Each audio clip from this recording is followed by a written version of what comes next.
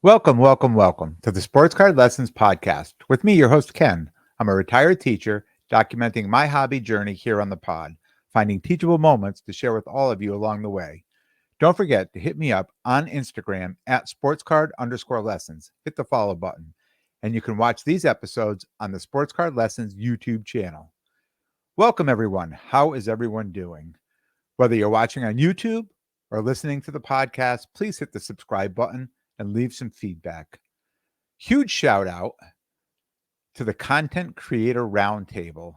That was with myself, Rob from Sports Card Therapist Podcast, Shane from Sports Card Nobody Podcast, and cousins Oz and cousin Tony from the Cousins Collectible Podcast. That episode dropped Monday. It was a great episode. It was a lot of fun. There was a lot of really good information there. So if you missed it or missed any part of it, definitely go back and give it a listen. Fantasy football this week, 2-3, heading into the last week before playoffs.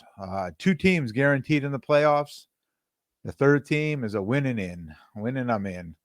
And I can't believe, as I was just getting ready for this and knowing that this fantasy football season is coming to an end, and the NFL regular season, crazy, right? I mean, I can't believe December is already here. It feels like just we were just drafting fantasy footballs like last month. Just does not feel like it's that late in the year already. I guess when you're having that much fun, right? Today's episode, who makes the rules on trading? I'll say it again. Who makes the rules on trading? And I think I may have even asked this question a couple times in earlier episodes. I knew after experience I had this past week that this is what this episode was going to be about. And we've all heard that expression, the unwritten rule. So in sports, there are unwritten rules that players and coaches follow.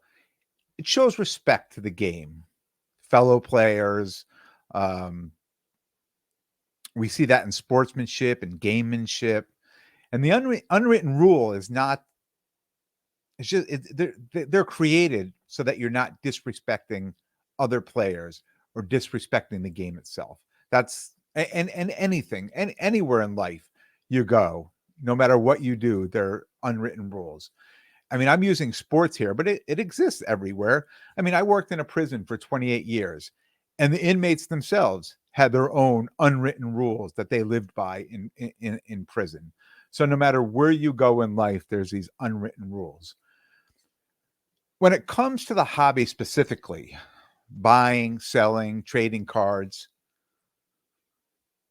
I think there are unwritten rules, but I don't know if A, everybody knows about them, B, anybody really lives by them, and C, anybody really knows who created them or where they came from.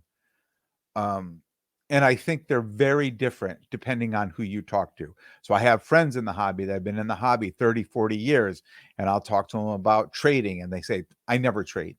Never trade. That's all these new people in the hobby. They're the ones that trade. I don't trade. If I trade to a little kid, and I just trade a $5 for a $5, a 10 for 10, something like that. I'll trade with young kids, just to keep them interested in the hobby. But, as far as anything else goes, I don't do any trading. New people, that's all you see. I mean, you go to shows now, and I'm I take in content, and I'm reading everything that's online, and people are saying, oh, everybody wants to trade because they think people don't have money. And I mean, that's a whole other thing. I know people have money out there, and I've said this on other podcasts, and I know we're in a recession, and people will tell you, people don't have money. But if you go to these shows, people have money. If you're out there in the hobby, and you're out there and you're on these Facebook groups and these Instagram groups, and you're seeing all these cards and people buying all these new pickups, just pick this up, just pick that up all day long. And there's money out there, trust me. So why is there so much trading going on? Because I think people feel that they have cards that they can't necessarily sell, so they want to trade them instead. And I do this myself. I get ready to go to a show. I was just going to a show this past weekend, and I went through my case and I said, I'm going to put these cards over here on this side because these are cards that I think A, have value, and B, I wouldn't mind trading if the price was right into something more that I would want maybe for my PC. And a lot of times I do this, or I shouldn't say a lot of times. More often I find myself doing this, that if I have a card that, and I'm not going to say it's a stale card that maybe just hasn't sold in my case, that's still a pretty good card. Maybe I have it priced too high. Um, Maybe people just miss it in my case. I don't know, for whatever reason. But say I have a card like that and I go to a show and I see a PC card that I might want to buy to put in my PC. Uh, Maybe I could do a cross sport. Maybe I could take a basketball card and trade it over to a hockey card, right? So there's decent value in basketball right now. Um, and basketball is pretty hot still. So somebody may want to take my basketball card and give me a hockey card. Maybe they've had this hockey card in their case a while and it's just not selling, and they feel, well, maybe if I take that his basketball card, I have a better chance of selling that, right? So I I do these things. So today, just talking about on this pod, I just want to stick just to the trading today. And I go back to when I was a kid, right? And we traded things, we traded cards or whatever we were trading. There was never any cash involved. And as kids, we didn't even know the values of these cards. And the trading I remember, and I may get people telling me that I'm all wrong, but when I was a kid, and the trading we did was, I'm a Canadians fan, you're a Bruins fan. I have this Bobby Orr, I'll trade you for your Guy Lafleur.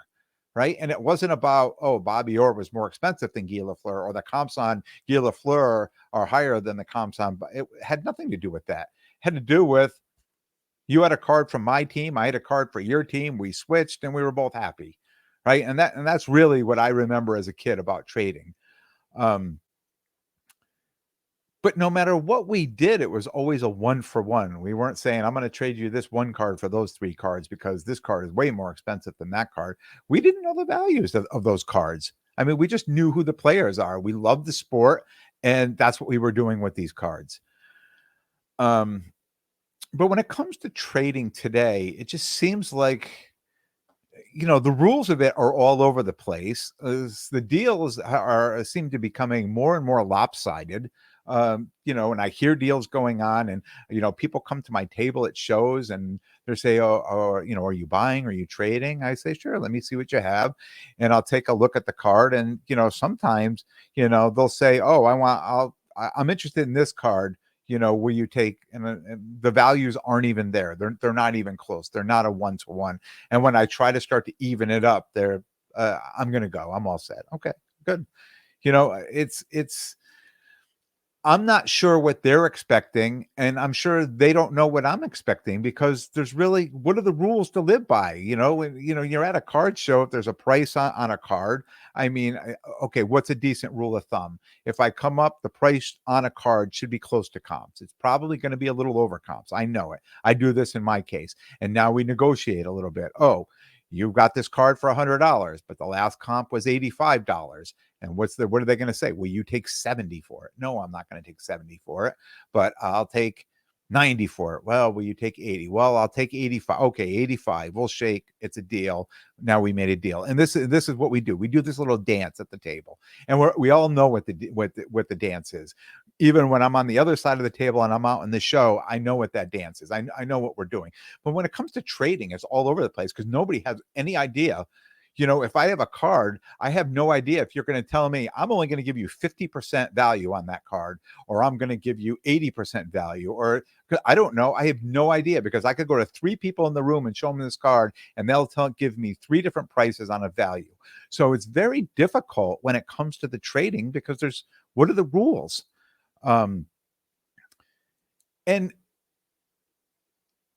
matter what happens, somebody's on the wrong end of the trade, right? And that's usually how it happens. Whether it's at the moment or in the long term. Uh, And what do I mean by that? Say last spring or summer, you traded a Mac Jones card for, say, a rookie Tua card, right? Or a Jalen Hurts rookie card. Straight up, you would have gotten the bad end of that deal at the time, right? It would have been the bad end of the deal for you because um, Mac Jones prices and values were so much higher than Tua or Jalen Hurts, right? But now, fast forward to now, it's flip flopped. You would have been a winner in that, but did you hang on to that card that long, right? Did you foresee that? You know, the person getting the Mac Jones would have clearly been the winner at the time, but in the long run, they would have been the loser, right? And no one has a crystal ball. No one can predict what's going to happen. And, you know, some people may say, look, I've got a feeling about this. I'm going to do it and I'm going to hold on to the card, right? But what were the rules in trading? What are the written or unwritten rules in trading? Some say if you're trading up, you need to give more value away than what you receive. And they refer to this as the price of doing business. Is it? Do I need to pay a price to do business? I've always based my trades on current comps from both sides, right? The value, what's the comps on my card? What's the comps on your card? Right. And that's the same if I walk up to somebody else's table and I'm willing to make a trade, regardless of what you tell me you're going to give me for my card. I have a number in mind. I've done my research, and I'm sure everybody who's showing up at my table has done their research. Right. So if I've got a card and I'm trading up into another card, and say, I'm just going to give round numbers, and I'm going to say, if the comps on the card I was trading up are $90, $100, and $115, right? I expect my card being traded up is going to be around the $90, $95. It's going to be to the lower end of the comp. It won't be the medium. It'll certainly be lower if I'm trading up. And the card that I'm trading into, I would expect it's going to be an average of what those comps are. Probably slightly more than just a straight up cash sale. But today I'm hearing 20%, 25%, 30%. For what? I mean, you could just take this card and sell it. Right? I could do the same thing. I mean, if you know what? I'm going to just tell you. I'm going to start with a situation I had this week, and then we'll continue on from there. So this week, another dealer reached out to me with a card that they thought I'd be interested in purchasing. The comps on the card were $400, and they were asking $350. Very fair price. I was interested, and I said, "Are you looking to do any trades?" Because I have cards that I felt they might be interested in. So I sent a few pics off. He was interested in one card that literally had similar comps. That the comps on the card that he was interested in was 300. That comp on a sale was $350. It was the exact card. It was a PSA 10-10, 10 on the card, 10 on the autograph. That had just sold for $350. So I said, you want to do, an even trade on that card? And he responded, and I'm going to say word for word. He said, I could comfortably sell that card at 225 to 250. I know there was a comp that the exact card just sold for 350. So I'll give you $150 in trade value. He went on to say that he knew, because he knew me, he knew that I pulled that card out of a box that was in an earlier episode, much earlier episode, and I sent it off to grading. So he felt it was a very fair offer to me. First off, I'm not knocking him, because if this is the way he does business, this is the way he does business. I mean, all of a sudden, I don't think he's coming up with a new strategy just with me. And he knows I'm another dealer, and he knows me. So this is not like a new strategy he just made up. This is his strategy. So I don't want to knock him for his strategy, right? I just want to tell you my thoughts and from my end of it. Um, I knew when it started coming with a big explanation of a lot of text right before the actual price came out. I knew it was going to be a low ball offer right away. When someone starts describing everything about the car, if it was close, they would say, "We're real close, throw me 25 bucks or throw me 50 bucks." Um, Instead, it was, "I'll take that card in 200 cash." And I said, Okay, but thanks for telling me, what you think my card is worth and what you could sell it for, but I could do the same thing. I mean, if it's a $350 card, I could go put it in my case and sell it for $100 under comps and sell it for 250. Right? I'm sure my next show, which is Saturday, that will happen. If I put that at $100 under comps, I'm sure somebody will come buy that card. And they're going to say, "Wow, that's $100 under comps. I'm going to buy that card because it's a great deal." So why would I give it to you for $150? Why would I literally just lose $100 right out the gate on that card? And thank you for explaining it to me. Thank you for telling me where you were positioned there and what your thought is. And that probably works for most people that are showing up at a show. Maybe it does, maybe it doesn't. Maybe people are just, they know the comps are 350, but sometimes people just want to get what they can get. They see something they want and they jump on it. Um, but I'm not that guy, and I'm a dealer as well, and I know the value of some of the cards I have. I've talked about trading up on earlier episodes of cards that I felt were, say, stale, but I still traded them up at the current comp. Maybe I was losing some money on them because the prices have come down, and on some of them, I'm thankful I traded up at that price because that price has dropped even more now. I'd really be stuck holding that card. So I was happy with that. Other people talk about trading, just cards comps for comps. The comps on your card are down, the comps on my card are down. So let's make a trade. And that's fine. And if we could come, within like a 10 to 15% swing on both sides, I bet you we could come up with a price. But just to come right out of the gate and say, I'm going to give you less than 50%. I'm going to give you, I don't even know what that is, 40% on a card. I mean, it's almost insulting to me.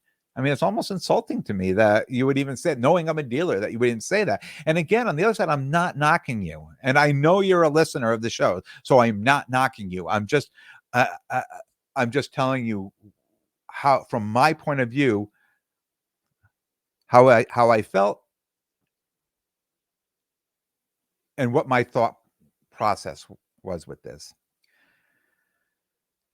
A couple of weeks ago, my neighbor and good friend, Jay, the Cardboard Collaborative, he was at the Causeway show in Massachusetts, and I was at the Terrytown show the same day.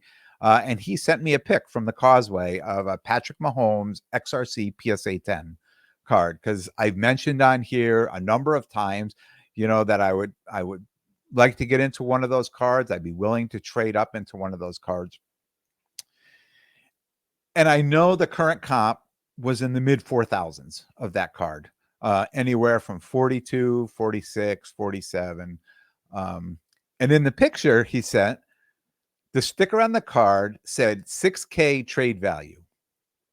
There was no price. There was no price on the card. And the cards around it said the same thing, just had a prices of what the trade value were. That's pretty new to me. Right? Because I haven't seen this. I've seen people put prices on a card and then put a trade value on a card. But here we have cards that only, in this person's case, that only had a trade value on there. The trade value to most dealers, right, is the lowest comp less, what, 10%, 15%, 20%, 25%, 30%, and in this case, maybe even 40%. I don't know. I have no idea who this dealer is, and I have no idea what percentage. And what am I saying? Okay, I have a card here that, the last one sold at $300, right? But there may have been a 325 comp and maybe a 295 comp. So what is the dealer going to give me on that? He's probably going to say, I'll give you 250, right? Or 225 as a trade value on that card, because he can't. And I understand as a dealer, if I'm taking that card in at comp, then I have to sell it at exact comp. And maybe in today's day, maybe you can't sell it at comp. It's easier to sell that card at 80% or 85% comp. So he may want to get in even a little lower and try to make a little money on that, right? So even at a 20%, even if it was just 20% below comps on a trade value, that would really make the value of this card like $7,200, $7,250, maybe $7,300.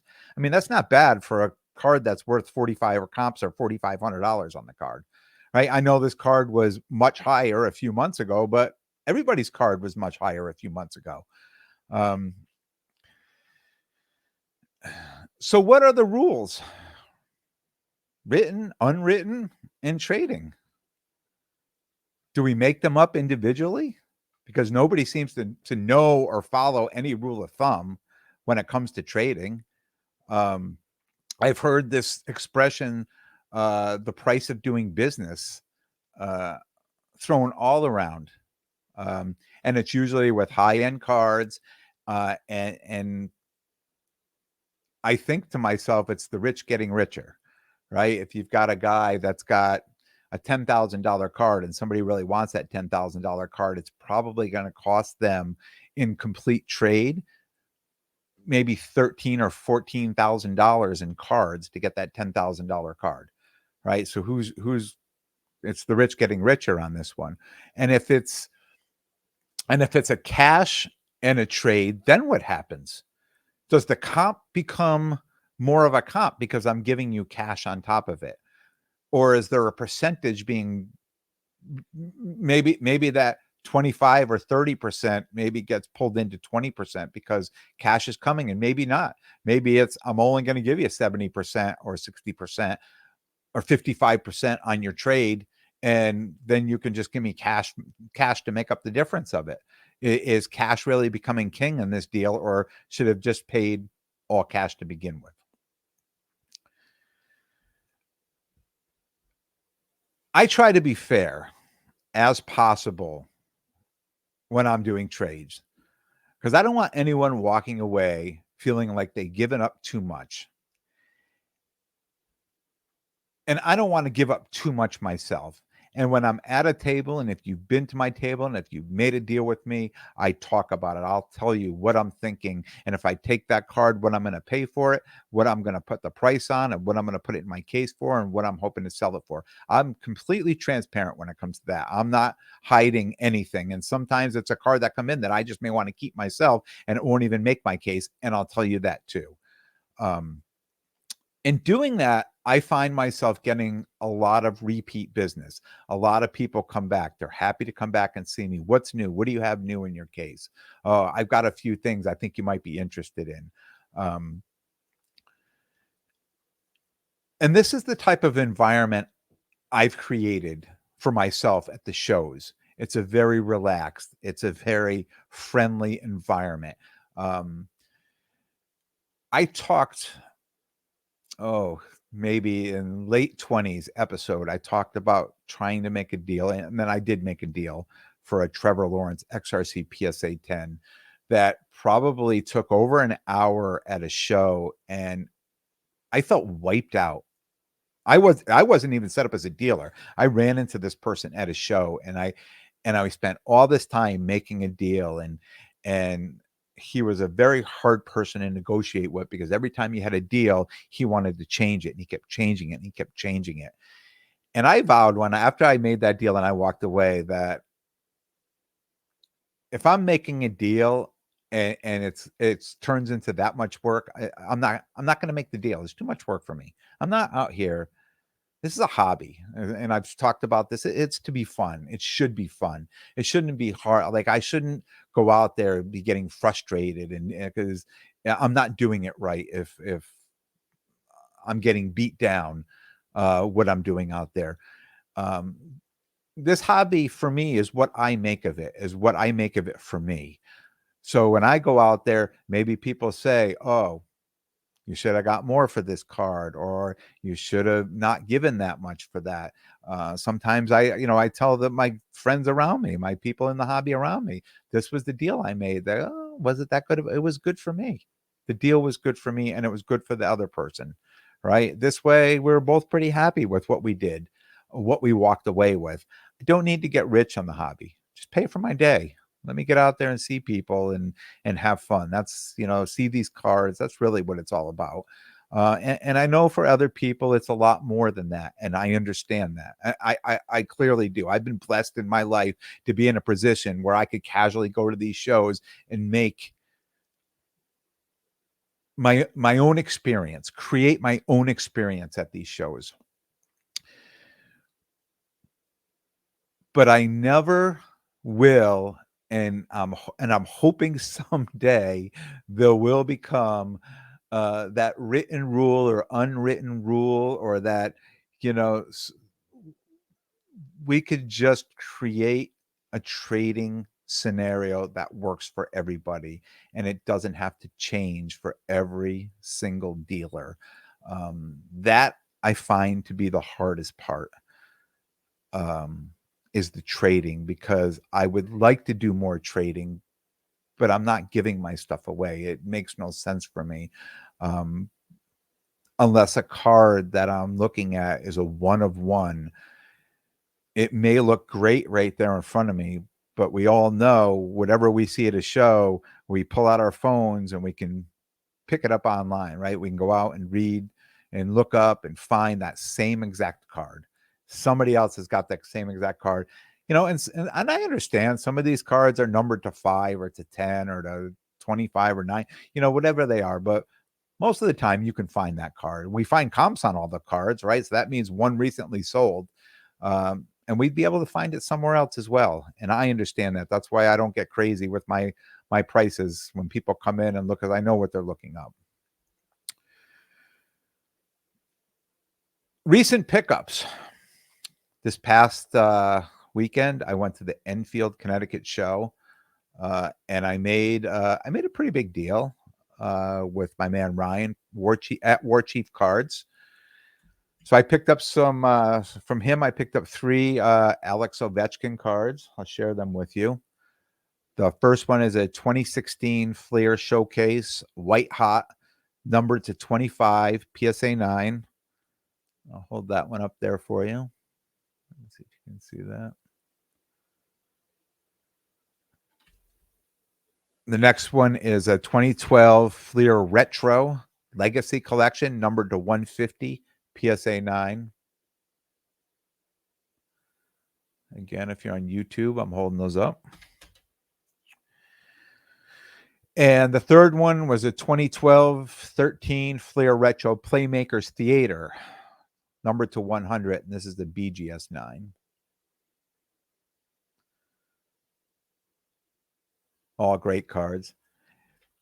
And interestingly enough, on these cards, when I went to see him, and I did have some cards I thought he'd be interested in, and I said, "Hey, you're looking to make a trade? You'll take anything in trade?" And he said right out, "You know what? If I was, I'd probably be beating you up. I'm really looking for cash today," which I understand. Thank you. Thank you for being honest, because most people would say, "Oh, let me see. Oh, okay, the last comp was 400. I'll give you 150 or something like that," right? So easy person, great guy to deal with at the show, and he gave me a great deal on 3 cards. I was very excited. Another pickup I had was a 2005 Upper Deck Alexander Ovechkin. This is a rookie class, PSA 10. hold that one up. And the last pickup I had, all right, I know you're about to laugh. It's a Zach Wilson. It's an XRC.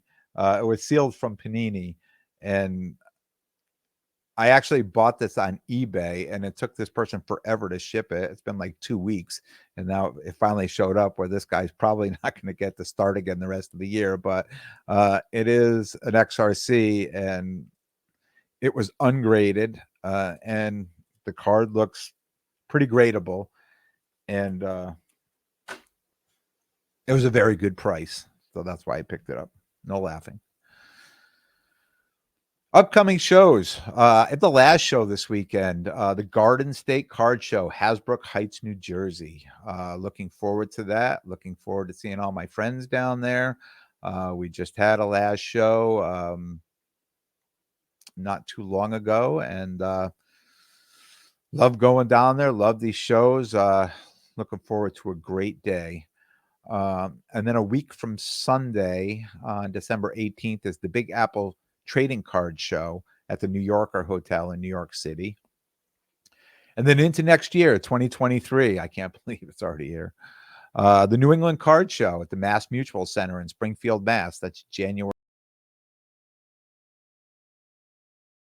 Chester Marriott, Terrytown, New York, January 14th and 15th. I want to thank everyone for tuning in. And if you like what you hear, please definitely subscribe. And most importantly, tell a friend and spread the word. And until next time, be good to yourselves and everyone around you.